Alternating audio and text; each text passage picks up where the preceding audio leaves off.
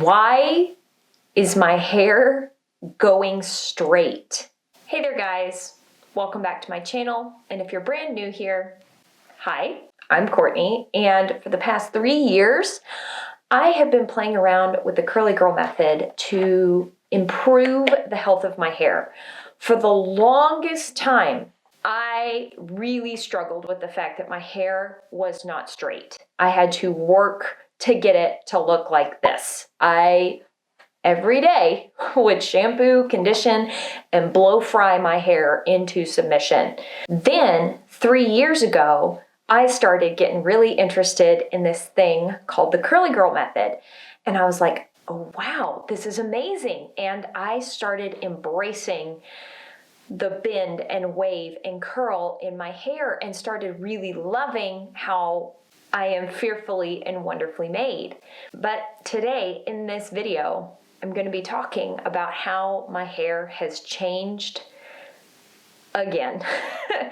I am noticing that my curl pattern is getting looser and looser and looser, and I'm really struggling with losing my waves and curls. It's so funny. For so long, I fought against the fact that my hair was wavy curly, and now I'm sad that my hair is less wavy curly than it was. So there's a bunch of things involved in this. There's a lot of different things that could be causing it, and I thought in this video I would be diving into those issues, the things I can control and the things I can't necessarily control. If you find this video helpful, don't forget to give it a thumbs up, and if you want to hang out with me some more as I work through some of these struggles I'm having with my hair, go ahead and subscribe and click that notification bell, and we'll walk through this together.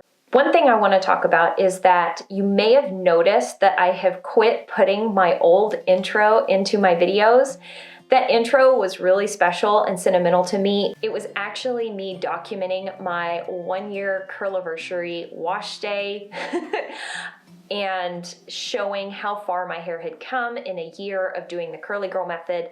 And you may have noticed that my hair no longer even remotely resembles that video. Yes, my hair is much longer, but also it's not nearly that curly looking. If you are curious what products I used on that particular day to get my hair to look like that, I have gotten a bunch of questions about that. You are absolutely welcome to head over to my Instagram and check out the documentation post. I wrote a small novel describing every minute detail of what I did to my hair. It is pretty far back, so you do have to scroll a ways, but another reason I'm not putting the intro in is that it's a little outdated. My 1-year curliversary was in May of 2019, so that's another reason that I'm not having that intro. Recently, I did the No Scrunch Challenge. In fact, it was my last video. And honestly, I did that in part because I've been really struggling with my hair, and sometimes really switching things up will help you get out of a hair rut or slump, but also because I honestly wanted to see if my hair was even a little bit still wavy curly. It is not behaving at all like it did a year ago at this time. In fact, here are some pictures of what my hair was looking like around this time last year. Yeah, we're not looking the same. I also recently started doing the Single Styler Showdown series here on my channel, where I'm testing out every single styler that I own on its own to see how it performs. It's kind of a fun experiment, but as I was doing that, I noticed that my hair was going straighter and straighter and straighter on me, like looser curl pattern than it had been.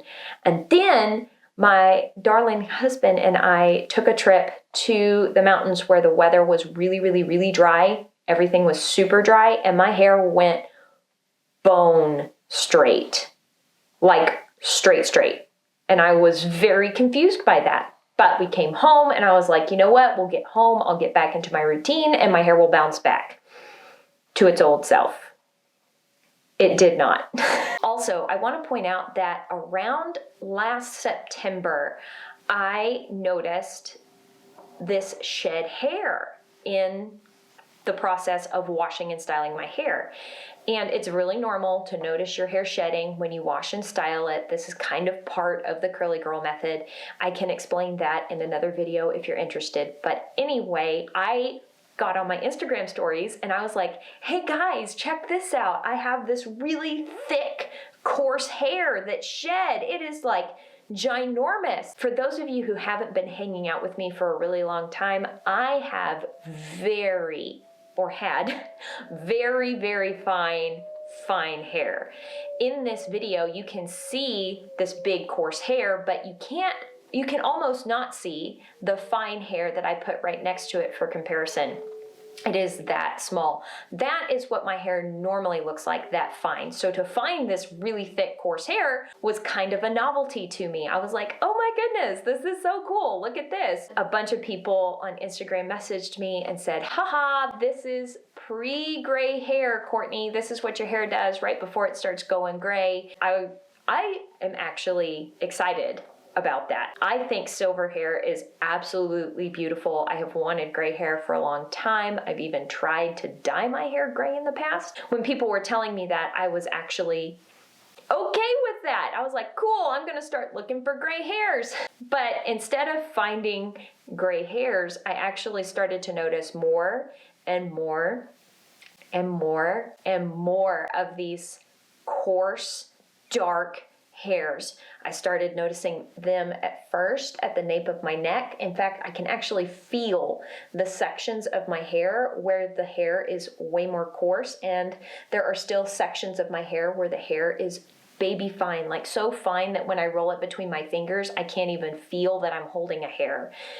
And those coarse sections have actually even spread to different places. They started out at the nape of my neck. Now I have this section on top of my head that's got these really thick, coarse hairs. And sometimes those shed hairs that were really coarse were actually quite curly. And sometimes they weren't. Sometimes they were really straight. I have actually started dealing with two completely different hair textures on my head. And while it is normal to have different hair textures on your head, not all your hairs are going to be the exact same diameter. To have this extreme difference is kind of tricky because coarse hair and fine hair kind of behave differently. The last thing I want to hit on is that recently I started to notice more and more and more shedding every single time I washed my hair. So much so that it was the same level of shedding as I went through postpartum after having my son. It is very normal for women postpartum to notice excessive hair loss. Recently, I started researching this, and the whole hair growth cycle is absolutely fascinating to me. If you are interested in hearing a whole video about the hair growth cycle because you want to nerd out with me on that info, go ahead and let me know in the comments down below. But what I think the excessive shedding was, in my case, was actually something called telogen effluvium. And there are many causes that can trigger telogen effluvium. I hope I'm saying that right. I think mine in particular was due to stress. Turns out that last year was not an easy breezy, beautiful year. I know that everyone absolutely felt the stress of that. And so if you are noticing excessive shedding, just know that it is okay. It is not necessarily something to stress out about. When you go through periods of intense stress, about 3 months post triggering incident, you might notice excessive shedding. Also, take note that an intense illness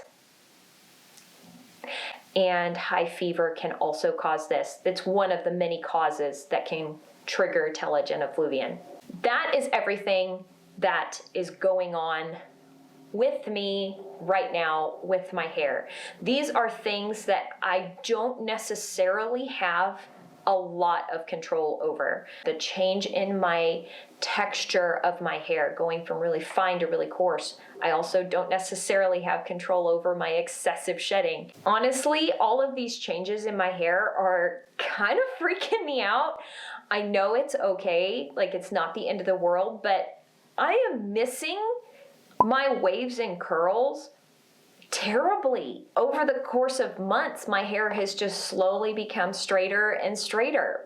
But here are the things I do have control over and the things that I'm going to be doing to troubleshoot if it's anything that I can do to encourage my waves and curls. I have noticed that lately I haven't been even taking my own advice and I've been getting really lazy.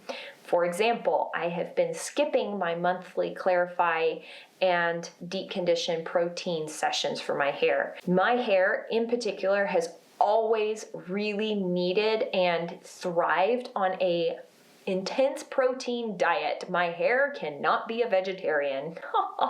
Just kidding. Joke. It's a joke. My hair tends to enjoy lots of protein. Honestly, I've just gotten lazy with it. I haven't been taking the time in order to give my hair the nourishment that it needs, taking the time to do the clarify and deep condition sessions. I have also gotten really lazy with checking my dew points and checking if the stylers I'm using on my hair contain glycerin. If you want more information about that, I do have a whole video talking about dew points and glycerin, but honestly, I've quit checking. And for me personally, when I use products that contain a whole lot of glycerin outside the ideal dew point range, my hair tends to wilt and droop and fall very, very quickly.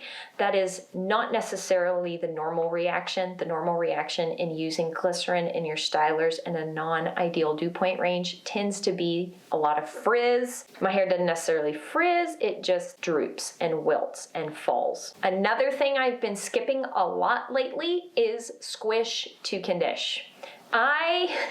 If you're wondering what that is, it's where you apply conditioner to your hair when your hair is soaking wet, and maybe even add a little more water after applying the conditioner, and you really take your time to squish and pulse your conditioner into your hair. It's not necessarily driving the conditioner into your hair, but what it's doing is it is giving your hair a chance to really absorb some of those moisturizing ingredients. It really traps water in and helps drive hydration deep into your hair.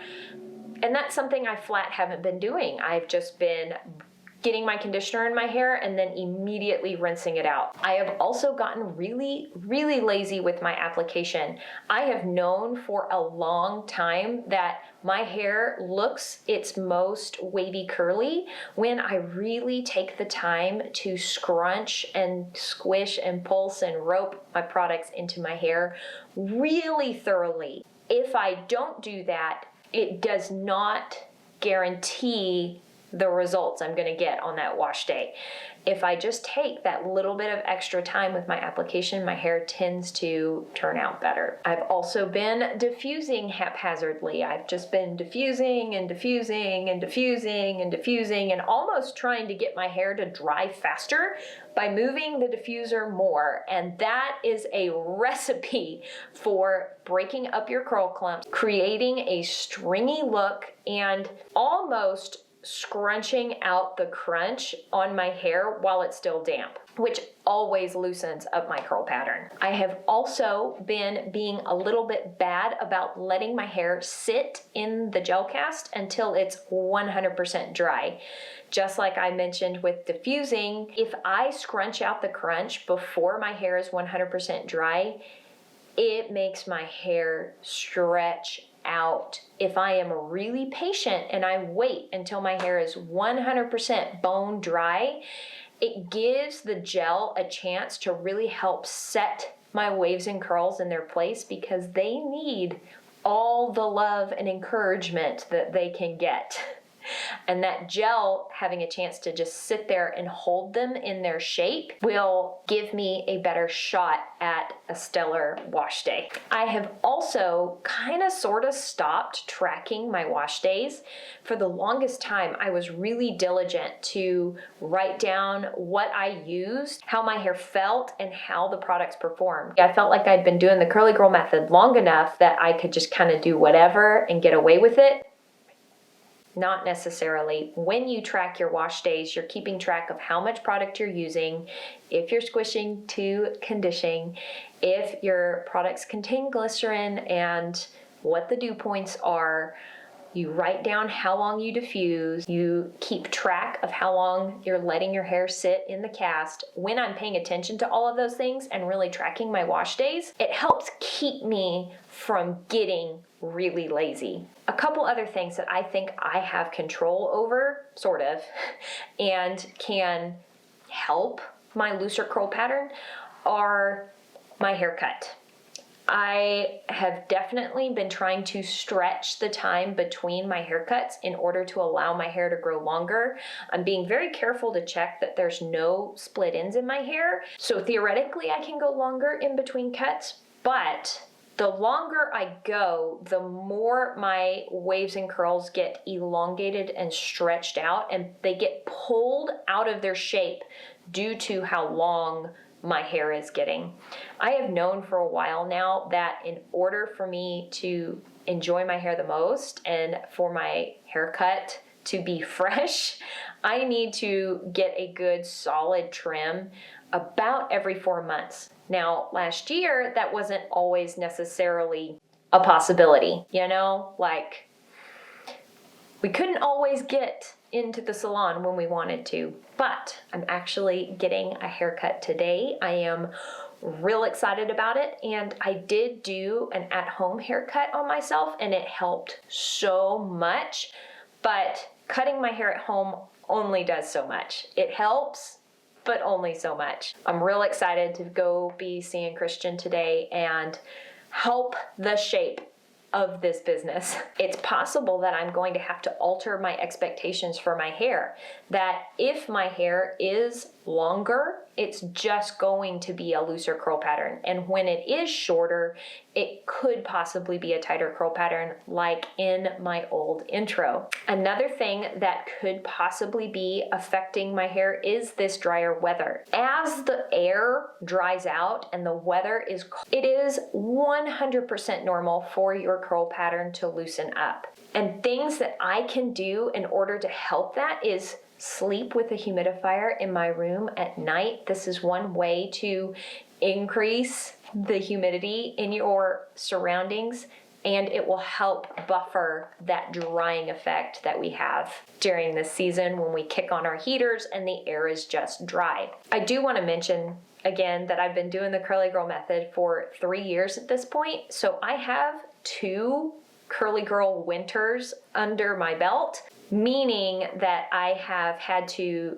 alter my routine a couple of times from summer to winter. You do change your products up a bit. You start to focus on a little bit more moisture when the air dries out, but I will say that my hair has not reacted like this before in past winters. So I'm not 100% sure if the drier weather is what is 100% to blame for why my hair has stretched out so far. It's also really possible that the levels of stress that caused me to have an episode of telogen effluvian, that excessive shedding, that level of stress to cause that, also had an effect on my hormones. Changes in hormones can 100% alter your curl pattern. I know that my hair was way more wavy curly before I had my son, and then after I had my son, my hair was definitely less wavy curly. Something I have control over is getting my hormone levels checked and check that everything is a-okay there. I get asked a lot, Courtney, my hair looks super duper curly and wavy when I have finished applying my products. and right after I've diffused. But after I scrunch out the crunch and the day wears on, my curls go almost straight. Am I doing anything wrong? I am right there with you. That is exactly the place that I am in right now. I'm making this video honestly because I want to be as helpful as humanly possible to you guys, and I want to be as open and honest about my struggles as I can be. I never want to come across as if I have this thing all figured out and that I never struggle, because that is 100% not true. I want this channel to be a place where we can all come together and learn and grow and talk about our struggles and help each other out. This video is me sharing the struggles that I am going through and all the tips and tricks that I can think of to help my hair, that I have control over and that I can help my hair with. If my curl pattern has permanently changed due to the changes that I don't have control over, that is okay with me.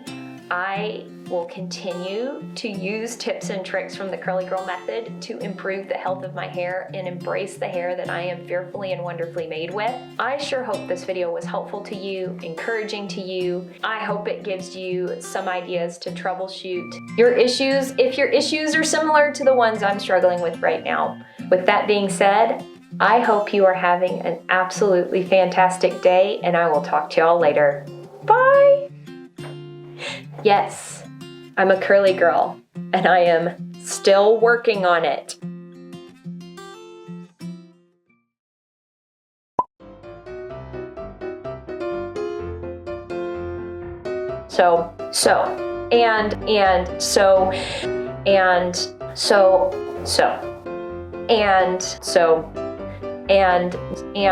And